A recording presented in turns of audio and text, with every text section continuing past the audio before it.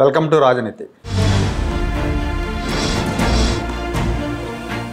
తెలంగాణ మాజీ ముఖ్యమంత్రి బీఆర్ఎస్ అధినేత కేసీఆర్కు చంద్రబాబు నాయుడు గారి ఫోబియా పట్టుకుంది.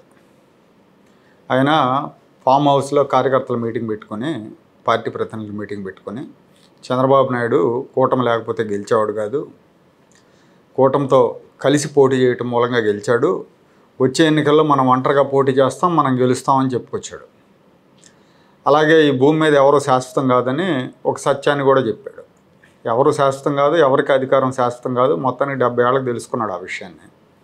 సరే, ఇక్కడ చంద్రబాబు నాయుడు గారి విషయానికి వస్తే, ఇదే కేసీఆర్ లోక్సభ ఎన్నికలకి ముందు, అంటే ఆంధ్రాలో అసెంబ్లీ ఎన్నికలకు ముందు, ఆంధ్రాలో జగన్మోహన్ రెడ్డి గెలవబోతున్నాడు, నా దగ్గర సమాచారం ఉందని మాట్లాడాడు. ఇప్పుడు చంద్రబాబు నాయుడు గారు గెలిచాక కూటమి వాళ్ళు గెలిచాడని చెప్తున్నాడు. తర్వాత ఇటీవల కాలంలో ఈ బీఆర్ఎస్ నాయకులు చంద్రబాబు నాయుడు గారి నామస్మరణ చేస్తున్నారు. హరీష్ రావు కావచ్చు, ఇంకా మిగతా నాయకులు, ఇప్పుడు కేసీఆర్. దీనికి చాలా కారణాలు ఉన్నాయి. ఒక ప్రణాళిక ప్రకారమే వీళ్ళు చంద్రబాబు నామస్మరణ చేస్తూ ఉన్నారు.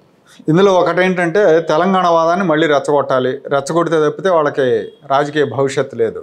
రెచ్చగొట్టాలంటే చంద్రబాబు పేరు వాడాలి. చంద్రబాబు పేరు వాడి తెలంగాణ వాదాన్ని రెచ్చగొట్టి, తెలంగాణ ప్రజలను రెచ్చగొట్టి రాజకీయంగా లబ్ధి పొందాలనేది ఒకటే.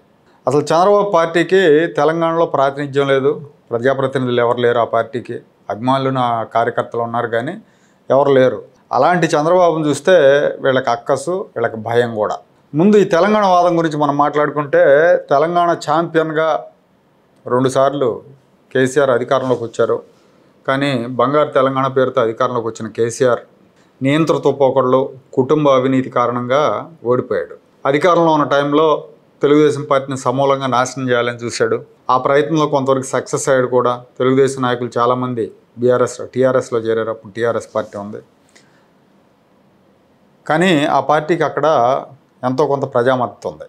ప్రతి నియోజకవర్గంలో ఒక 5-6% ఓట్ బ్యాంక్ ఉంటుంది. కొన్ని చోట్ల 20-25% కూడా ఉంటుంది. సరైన నాయకుడికి, సమర్థుడికి తెలంగాణ పగ్గాలు అప్పచెప్తే చంద్రబాబు నాయుడు గారు చిత్తశుద్ధితో ఉంటే తెలంగాణలో పార్టీని లేపాలని ఖచ్చితంగా ఆ పార్టీ లేస్తుంది. అదే కేసీఆర్ భయం. సో అందుకని చంద్రబాబు నాయుడు గారి మీద విషం చిమ్ముతూ ఉంటాడు.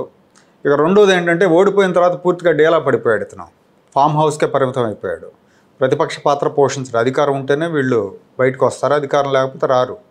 నత్తగొల్లలాగా వెళ్ళిపోతారు, నత్తల్లాగా గొల్లలోకి వెళ్ళిపోతారు.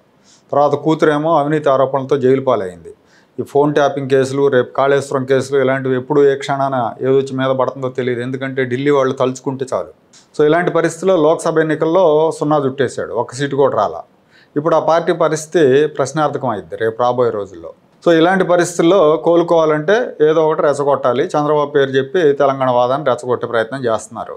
తర్వాత ఇంకోటి ఏంటంటే, చంద్రబాబు నాయుడు గారు ఇక్కడ కూటమిలో బీజేపీ, టీడీపీ, జనసేన కూటమి ఉంది.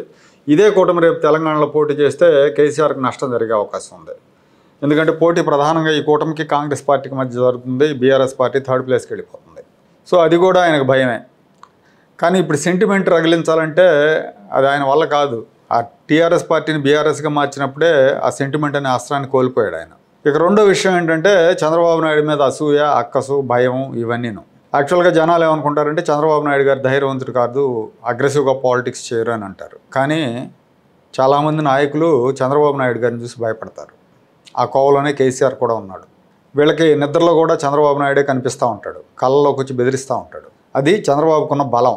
కేసీఆర్ కావచ్చు, జగన్మోహన్ రెడ్డి కావచ్చు, ఇంకో అసదుద్దీన్ ఓవైసీ కావచ్చు, ఇంకొకరు కావచ్చు, ఎవరికైనా కూడా లోపల చంద్రబాబు అంటే ఒక రకమైన భయం ఉంటుంది. ఆ భయంతోనే ఆయన మీద అవాకులు చవాకులు మాట్లాడుతుంటారు.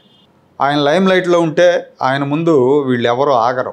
జాతీయంగా, అంతర్జాతీయంగా ఆయనకున్న స్ట్రేచర్ ముందు వీళ్ళు జుజుబీలు. కేసీఆర్, జగన్మోహన్ రెడ్డి ఇలాంటి నాయకులంతా కూడా మరగుజ్జులు. అంటే మన ప్రత్యర్థి మనకంటే అందనంత ఎత్తుకు ఎదిగిపోయిన తర్వాత సహజంగానే ఉక్రోషం ఉంటుంది. ఆ ఉక్రోషం కేసీఆర్ చూపిస్తూ ఉన్నాడు. ఇప్పుడు కేసీఆర్ అయిపోయాడు, ఓడగొట్టిన నాగేళ్ళలాగా కూర్చున్నాడు ఫామ్ హౌస్లో. ఇక్కడ చంద్రబాబు నాయుడు గారేమో లేస్తే ఢిల్లీ, జాతీయ నాయకులు, అంతర్జాతీయ సమావేశాలు, కంపెనీలు తీసుకురావటాలు, వీటితో బిజీగా ఉన్నారు. ఈ కేసీఆర్ లాంటి వాళ్ళని పట్టించుకునే తీరిక కూడా ఆయనకు లేదు. కానీ వాళ్ళు మాత్రం ఆయన నామస్మరణ చేస్తూ ఉంటారు. ఆయన పేరు చెప్పుకొని ఏదో సెంటిమెంట్ రగిలించి రాజకీయంగా లబ్ధి పొందాలనే ఆలోచన అయి ఉండొచ్చు. కానీ ఈసారి తెలంగాణ జనం ఇలాంటి వ్యర్థ ప్రయత్నాలని ఆమోదించే అవకాశం లేదు. కేసీఆర్ మాటలను నమ్మే పరిస్థితి లేదు.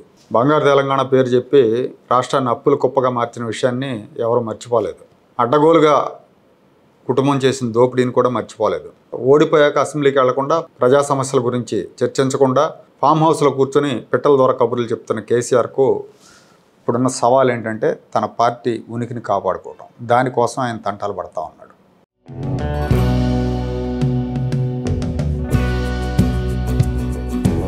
Like, share and subscribe to Rajaniti channel.